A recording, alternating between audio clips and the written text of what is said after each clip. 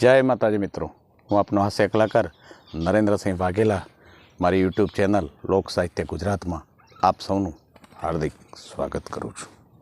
મિત્રો, હમણાં એક દુકાનદારે દુકાન ખોલી હતી. ત્યાં એક ગ્રાહક ગયો અને ગ્રાહકે જઈને પૂછ્યું કે બદામ રાખો છો? તો કે હાજી. કાજુ રાખો? તો કે હા. પિસ્તા? તો કે હા. હવે કાજુ બદામ ને પિસ્તા રાખો છો? તો કે અખરોટ? તો કે હા એ રાખું છું ને. બોલો સાહેબ, કેટલા કિલો કરી દઉં? ન્યા ગ્રાહક કે લેવી નથી હો ભાઈ, લેવી નથી, પણ તું આમાંથી મુઠ્ઠી મુઠ્ઠી ખાવાનું રાખ, કારણ કે હાવ હાઠીખા જેવો ફરે છે. હવે ગ્રાહક પાછો દુકાને ગયો એટલે કે શેઠ લાલ મરચાં છે? તો કે હા. તો કે 2 કિલો કરી દો ને. તો શેઠ કે લીલા મરચાં દે. એટલે ઓલો કે ભાઈ લાલ મરચાં જોઈએ છે યાર. એટલે ઓલો કે લીલા મરચાં દે. તો ઓલો કે ભાઈ લાલ મરચાં કીધા છે, લાલ જોઈએ છે મારે. અને ત્યાં દુકાનદાર બોલ્યો કે તમે મૂંગા મરો ને, મારી ઘરવાળીને કહું છું ને એનું નામ લીલા છે. મહેમાન એક દી ઘીરે ગયા કોઈના, તો એને કે તમારા ઘીરે આમ આવતા તો કાજુ બદામ પિસ્તા ખવડાવતા તમે, અને બરણીઓ ભરેલી પડી રહેતી હતી. ત્યાં ગરદણી એટલું બોલ્યો કે એ વખતે દુકાનોમાં સીસીટીવી કેમેરા નહોતા ને, એટલે બીક નહોતી લાગતી ને હવે હાળું બીક લાગે છે પકડાઈ જવાની. જીરાફ, જંગલમાં જીરાફ અને બકરીના લવ મેરેજ થયા અને પાછું 15 દીમાં છૂટું થઈ ગયું. એટલે શિયાળે પૂછ્યું કે આમ અચાનક છૂટાછેડા કેમ લીધા? 15 દી લગ્ન ના થાય એટલામાં છૂટાછેડા થઈ ગયા, તમારે ન બન્યું? એટલે બકરી કે બનતું હતું, પણ તકલીફ મને એકલીને પડતી હતી, કારણ કે મારે એને કાનમાં વાત કરવી હોય ને ખાનગી, એટલે સીડી લઈ આવવી પડે, પછી એની ડોકે ટીંગાડું. હવે ડોકે ટેકો મૂકીને પછી એના કાન સુધી પહોંચું અને એને કાનમાં વાત કરી આવું દિવસમાં 25-30 વાર થતું. અને હું થાકી બહુ જાતી, એટલે કંટાળીને પછી છૂટાછેડા લેવા પડ્યા. હવે જંગલની માલિકો સિંહ રાજા, એટલે એને ફાવે એટલો શિકાર કરે, 8-10 પ્રાણી મારી નાખે અને ખાય એકાદું જ. હવે જમણ એકાદાનું કરે ને મારણ 8-10નું કરે, એટલે પ્રાણીઓ બધા ભેળા થઈને કે રાજાજીને સમજાવવા પડશે હો. રાજાજીની મુલાકાત લઈને આપણે કહીએ કે ભાઈ વારા કાઢશું અને એક પ્રાણી અમે તમારી સામે આવશું અને તમે ઝપટ કરજો, પણ આમ બગાડ ન કરો, કારણ કે બગાડ થાય છે. તમે ખાઓ એકને 8-10 મારી નાખો, એ પછી જે તે દિવસે તકલીફ તમને પડશે કે પ્રાણીઓ બધા ઘટી જશે. સિંહને વિચાર્યો ખરું, વાત તો સાચી છે. તો કે કાંઈ વાંધો નહીં, તમે એક જણા વારા પરથી આવતા મને શું વાંધો, મારે ખોટી દોટ્યું દેવી. અને ત્યાં પહેલો વારો નીલગાયનો આવ્યો, એ જઈ આવ્યું, એટલે પાર આવી ગયો એનો. પછી ભેહનો વારો એ પતી ગઈ, હરણ આવ્યું, અને ચોથો વારો શિયાળનો આવ્યો. હવે ચતુર શિયાળને ચોથો વારો. એટલે શિયાળ જાણી જોઈને સિંહ ભૂખ્યો થયેલો 12 વાગ્યાનું, અને ફરતું 2:30 વાગે ગયું. અને સિંહ તો ત્યાં પુરાયો થયો જ એટલે ખીજાણો બરોબર, અને આમ કરીને થપાટ મારીને જ્યાં સામે આવે ને, એટલે શિયાળ કે રાજાજી શાંતિ રાખો, રાજા છો, થોડા મર્યાદામાં રહો, આમ ઉતાવળ શું છે આપને? એટલે કે પણ મને ભૂખ લાગે. અરે ભૂખ તો લાગે, પણ હવે તમે વિચારો આટલી બધી જો ભૂખ લાગી હોય તો મારું શરીર તો નાનકડું, હવે તમારો નાસ્તો એ નહીં થાય. એના કરતાં એક કામ કરીએ તો રાજાજી કે બોલ, ફટાફટ બોલ, મને ભૂખ લાગી છે. તો કે જો તંદુરસ્ત અને મજબૂત પ્રાણી તમને લાવી દઉં મારી બદલીમાં, તો મને છોડી દેવો? તો કે હા, મારે તો જમવાથી મતલબ ને. એટલે શિયાળ કહેતો ઊભા રહ્યો, હું લઈ આવું કરીને શિયાળ નીકળી ગયું.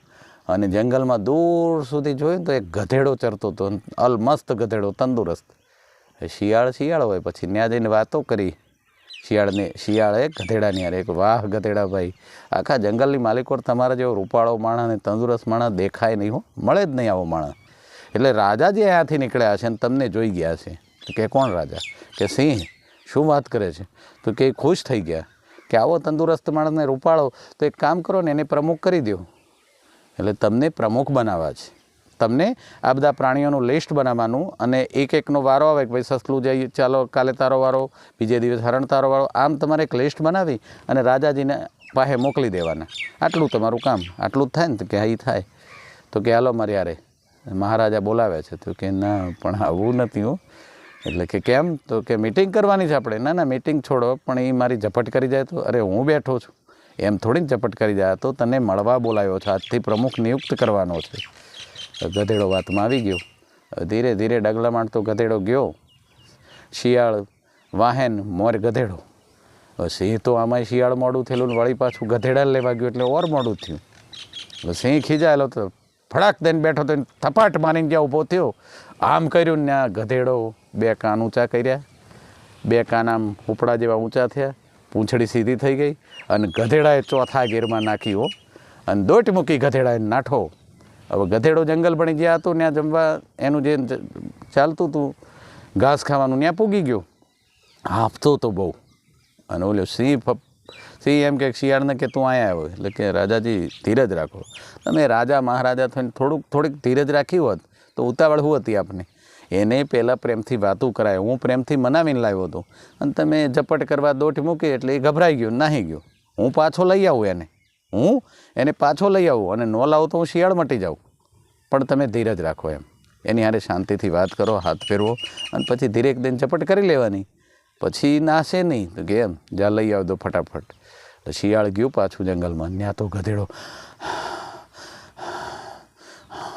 એમ હાંફતો હતો અને ત્યાં શિયાળ પાછું ગયું. ગધેડા ભાઈ મજામાં? અરે હું મજામાં, તું તો મરવી નાખતું ને હમણાં. એટલે કે ના એવું કાંઈ નહોતું. અરે હું કાંઈ નહીં, ઓલો ખીજાણો હતો અને આજ મારો વારોય નહોતો તો મારી ઝપટ કરાવી દેતું ને તું. એટલે કે ના એવું કાંઈ નહીં, પણ એ તમને હાથ મિલાવવા આવતા હતા.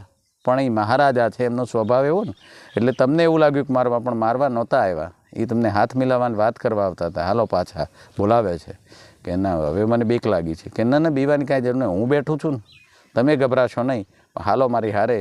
રાજા સાહેબ આપણી હારે વાત કરવા માગે છે. હવે રાજા વાત કરવા તમારા જેવાને બોલાવે એટલે બહુ મોટી વાત કહેવાય યાર.